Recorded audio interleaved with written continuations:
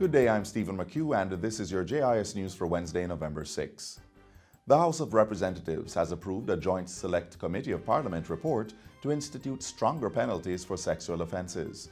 The recommendations are proposed for the Sexual Offences Act, Offences Against the Person Act, Domestic Violence Act, and the Child Care and Protection Act. Gender Affairs Minister Olivia Grange outlined the suggestions on Tuesday. They include a minimum sentence of 20 years where crimes are committed against persons deemed to be most vulnerable.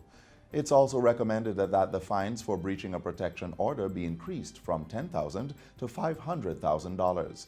In addition, the Joint Select Committee wants to widen the category of persons who can apply for protection order on behalf of victims to include the minister responsible for gender.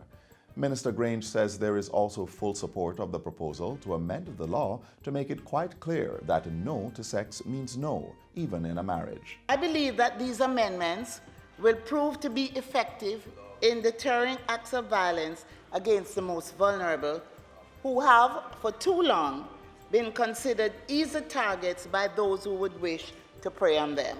Other proposals are to protect children in the digital space, establish a sex offenders registry database, and add predatory sexual assault and seduction of children under 16 as new offenses. I am satisfied that this review is a comprehensive one which reiterates the government's commitment to tackling the monster of gender-based violence. A submission will be made to Cabinet for drafting the appropriate pieces of legislation. The Jamaica Urban Transit Company, JUTC, has signed a contract with El Hydro Company to help reduce its oil bill. Transport Minister Robert Montego says this will also reduce cases of oil theft within the company and the amount of oil usage. They are using technology so that we can reduce our oil bill, the lubricant bill. They have a closed filtration system that they fit onto the buses. So rather than we have 6 oil changes per year, we now have 2 oil changes per year.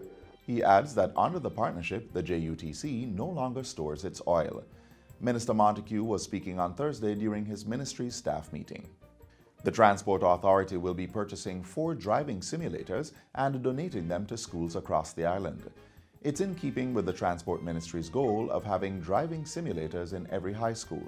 So that a child who graduates at 16, they know the basics of good driving.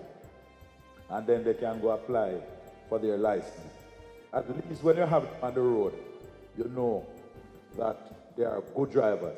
The Transport Minister says the driving simulators will initially be donated to schools where students do not necessarily have access to private vehicles.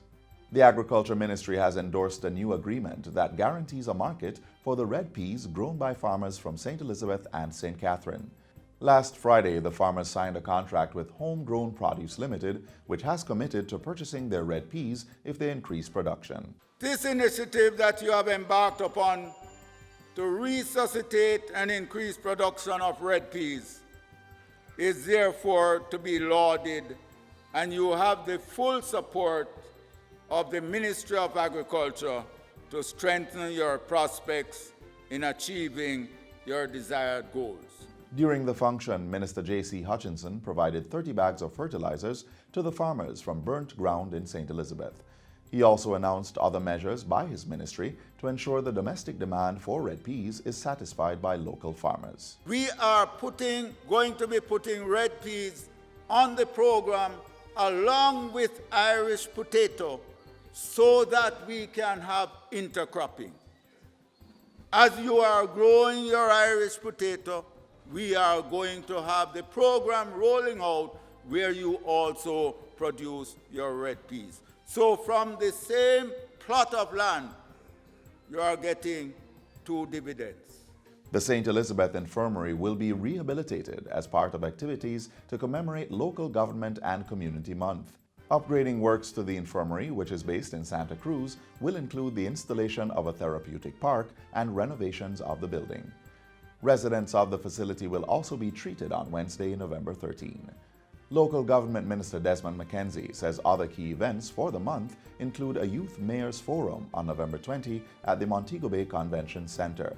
In addition, junior mayors across the country are to receive $750,000 each to undertake developmental projects within their communities. We intend also to use local government month going right through until January to have an extensive educational program to sensitize the country about disaster preparedness and what our responsibility as citizens will be to that task.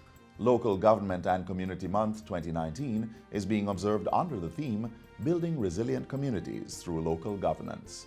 Mr. McKenzie was speaking on Monday at the official kickoff ceremony for the month-long observance. And that's it for JIS News Today. I'm Stephen McHugh. Thanks for watching.